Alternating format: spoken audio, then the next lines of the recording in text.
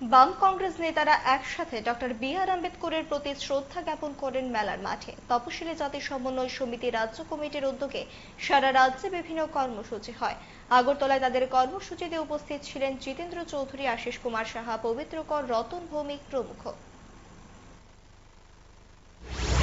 গত 10 বছর ধরে দেশের শাসক দল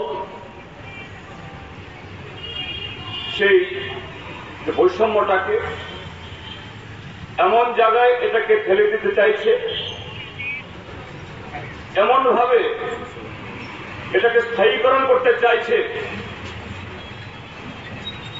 সেটা স্থায়ীকরণ করতে গিয়ে এই সংবিধানকে ক্ষতিগ্রস্ত করার, এটাকে বিপর্যস্ত করার জন্য ইতিমধ্যেই তার কাজ শুরু হয়ে গেছে।